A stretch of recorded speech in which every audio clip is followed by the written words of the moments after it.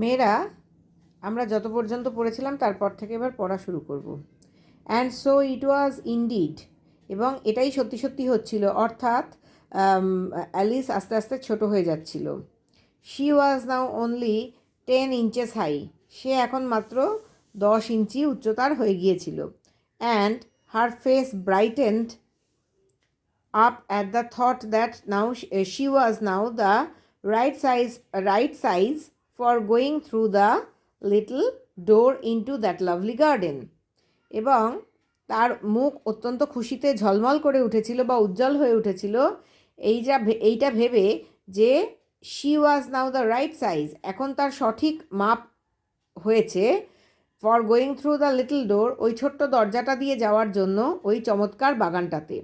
অর্থাৎ ওই ছোট্ট দরজাটা দিয়ে সে যদি চমৎকার বাগানটাতে যেতে চায়, তার জন্য সঠিক মাপ এখন তার হয়েছে। First however she waited for a few minutes, প্রথমে সে কয়েক মিনিট অপেক্ষা করলো। কেন না? To see if she was going to shrink any further, যে সে আরও বেশি ছোট হয়ে যাচ্ছে কি না।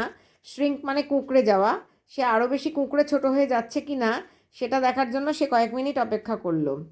She felt little nervous about this, এবার সে তার একটু ভয় ভয় করছিল, অল্প ভয় ভয় করছিল।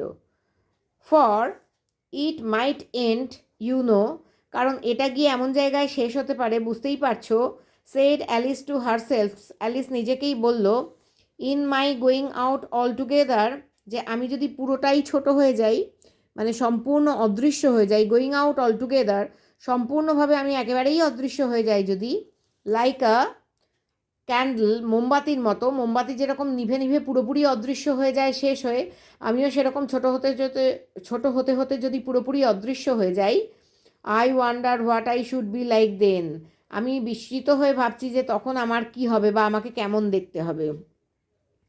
And she tried to fancy, এবং সে কল্পনা করার চেষ্টা করলো, ফ্যান্সি মানে কল্পনা করার চেষ্টা করলো, what the flame of A candle is like, একটা মোমবাতির আগুন কেমন দেখতে হয়, after the candle is blown out, যখন ক্যান্ডেলটাকে পুরোপুরি ফুঁ দিয়ে নিভিয়ে দেওয়া হয়, তখন ক্যান্ডেলটার ওই আগুনের শিখাটা কেমন দেখতে হয় সেটা সে ভাবার চেষ্টা করলো। For she could not remember ever having seen such a thing, কারণ তার কিছুতেই মনে পড়ছিল না যে সে এরকম কোনো জিনিস দেখেছে কি না। অর্থাৎ মোমবাতিটা ছোট হতে হতে যখন একেবারে অদৃশ্য হয়ে গেল, তারপর মোমবাতিটাকে ফুঁ দিয়ে নিভিয়ে দেওয়ার পর তার আগুনের শিখাটা কেমন দেখতে হয় সেটা সে ভাবার চেষ্টা করলো। আফটার এ ওয়াইল, খানিকক্ষণ বাদে, finding that nothing more happened, যখন সে দেখলো আর কিছুই ঘটছে না, she decided on going into the garden, সে সিদ্ধান্ত নিল যে সে এবার বাগানে যাবে অ্যাট ওয়ান্স, তক্ষুনি, সঙ্গে সঙ্গে। But alas for poor Alice, কিন্তু হায় বেচারা Alice. When she got to the door, যখন সে দরজার কাছে গিয়ে পৌঁছলো, she found she had forgotten the little golden key, সে দেখলো যে সে সম্পূর্ণভাবে ভুলে গেছে ওই ছোট্ট সোনালি চাবিটাকে। And when she went back to the table for, যখন সে সেই কাঁচের টেবিলটার কাছে ফিরে গেল, কেন ফিরে গেল? ওই চাবিটা আনার জন্য। ফর ইট, ওই চাবিটা আনার জন্য সে যখন কাঁচের টেবিলটার কাছে ফিরে গেল, she found she could not possibly reach it, সে দেখতে পেল যে সে কিছুতেই ওই চাবিটার কাছাকাছি পৌঁছতে পারবে না। কেন কাছাকাছি পৌঁছতে পারবে না? কারণ কাঁচের টেবিলটা বিশাল বড় ছিল। আর অ্যালিস যখন আগে বড় ছিল তখন কাঁচের টেবিলটা তার মাপের ছিল, কিন্তু এখন টেবিলটা বিশাল বড় হয়ে গেছে আর অ্যালিস অনেক ছোট হয়ে গেছে। She could see it quite plainly, সে চাবিটাকে দেখতে পেল অত্যন্ত পরিষ্কারভাবে। থ্রু দ্য গ্লাস, ওই কাঁচের টেবিলের কাঁচের ভেতর দিয়ে টেবিলের ওপরে যে চাবিটা রাখা রয়েছে সেটা সে পরিষ্কার দেখতে পেল।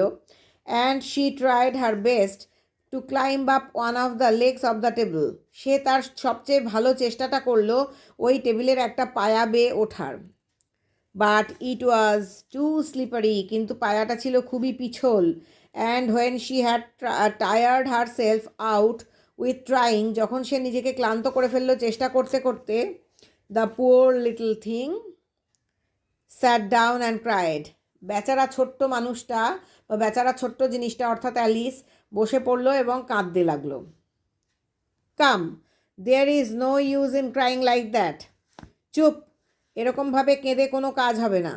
Shed Alice to herself, Alice নিজেকে বলল, রাদার শার্পলি, বেশ কঠোরভাবে। I advise you to leave off this minute, আমি তোমাকে উপদেশ দিচ্ছি এক্ষুনি বন্ধ করো এ সমস্ত, এই মুহূর্তে। She generally gave herself very good advice, সে সাধারণত নিজেকে খুব ভালো ভালো উপদেশ দিত। Though she very seldom followed it, যদিও সে নিজে কদাচিৎ খুব কমই ওগুলোকে অনুসরণ করত।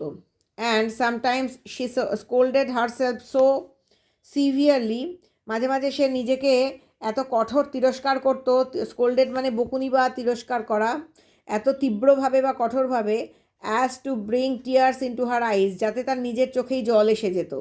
And once she remembered trying to box her ears box her own ears for having cheated herself in a game of croquet, এমনকি সে মনে করতে পারলো যে একবার সে বক্স হার ওন ইয়ার্স মানে নিজের কান নিজেই মুলে দিতে গিয়েছিল, অর্থাৎ ট্রাইং টু বক্স, চেষ্টা করেছিল একবার নিজের কান নিজেই মুলে দেবার, কারণ সে নিজেই নিজেকে ঠকিয়েছিল ক্রকেট নামক একটি খেলায়।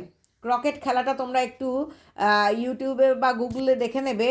ক্রকেট হচ্ছে ক্রিকেটের মতো এক ধরনের ব্যাট, ক্রিকেটের মতো ঠিক নয়, খানিকটা গলফের মতো, একটা লাঠির ডগায় একটা চৌকো বক্স মতো লাগানো থাকে, সেইটা দিয়ে বলকে মারা হয় ক্রকেট গেমে।